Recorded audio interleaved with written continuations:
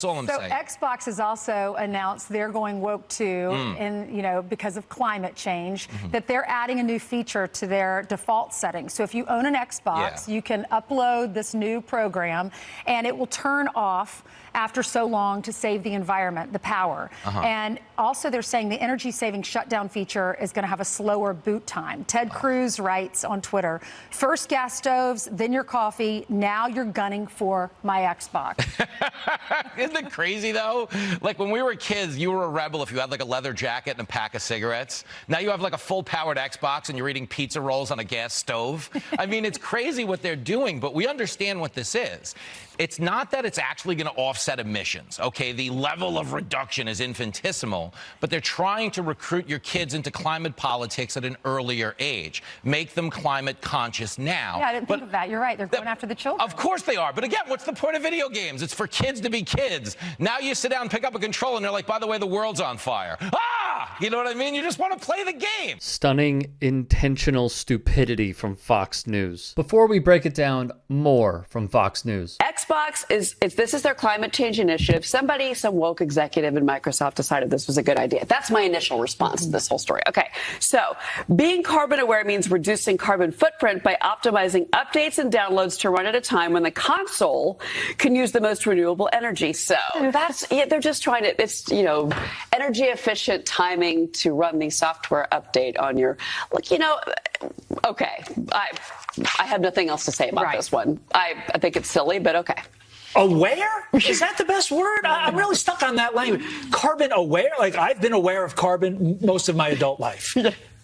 It's a very important element. I've said this before. I know we have to run, but companies getting into politics and social change, I think it's a bad idea. The presenter, Cheryl Castone, is 52 years old. She's a Fox News regular. What strikes me, along with many, as very, very odd is the company outlined the initiative, gave you the details on how it helps the environment, relieves stress on the power grid, and in the end will save you money. They are telling you, keep dollars in your wallet, just do this one thing. And speaking of the power grid, one person who should be applauding this is Texas Governor Greg Abbott, who has failed multiple times when his state of Texas has been hit hard by what?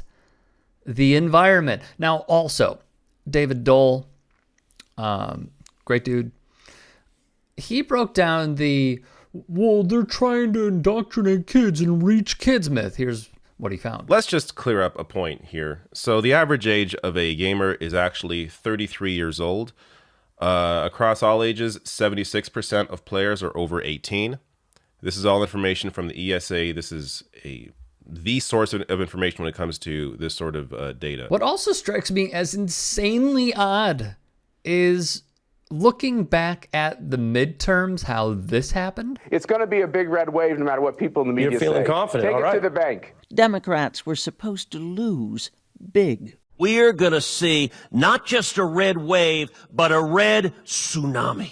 So what happened to the red wave? Well, the red wave has not materialized. Yeah, it wasn't a red wave. It was more like a red trickle. The Republican Party needs to do a really deep introspection look in the mirror right now. It being a disastrous night for Republicans, right? And why was that? Young people under 45 supported Democrats by 13 points. Young people under 30 supported Democrats by 28. This would have been a red wave election if not for millions and millions of young millennials and Gen Zers. Yes, it was the younger folks of this country, the younger generation that stopped the red wave in its tracks. On top of this, no matter what site or poll one could find on the internets, it is always mentioned that Gen Z and millennials voted for a bevy of topics, but those that include social and racial justice, mental health, reproductive rights, firearm legislation, public health, and climate change. These are the exact pillars Fox News is against over and over and over again. And even so, they'll credit millennials and Gen Zers as to why the red wave did not occur. So what you have here is them having the understanding that, oh, we need to stop alienating Gen Z and millennials. And then they do it again and again and again. It's amazing to me. Tripping over their own feet, being the place kicker and the holder, and pulling the football simultaneously. I also saw this one TikTok, and I'm sorry I don't remember it, but it's a kid who's probably under, let's say, 20. And he says, what did you expect from us and my generation when we cannot even feel safe going to school? We cannot feel safe going anywhere through the lax laws that one side of the aisle provides. What did you expect us to do? You raised us on PTSD, and yet you expect us to vote for you when you've offered nothing? They offer thoughts and prayers, though, of course. There is a reason Fox News and those on the right are internally sounding the alarm.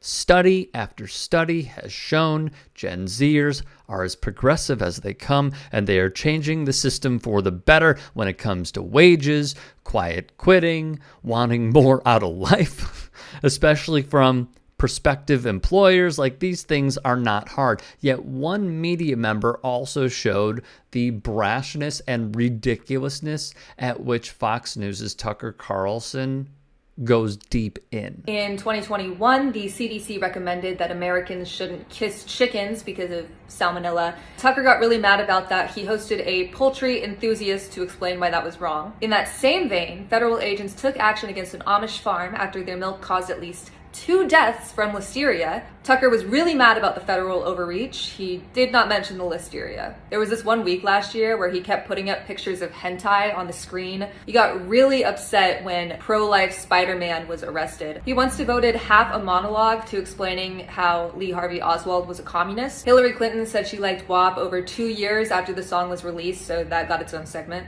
Tucker devoted a lot of time talking about John Fetterman's weird neck bulge.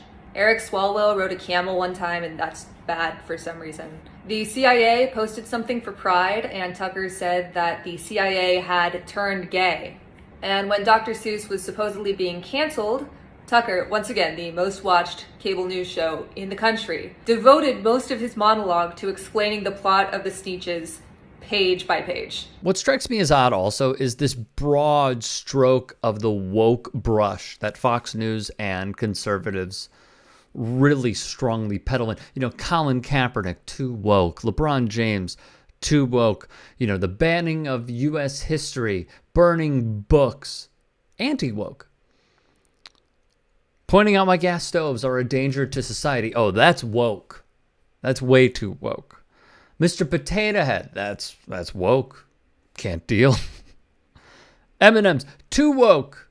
Though the only reason Tucker doesn't like it is because he went from 6 to midnight. I mean, amazing.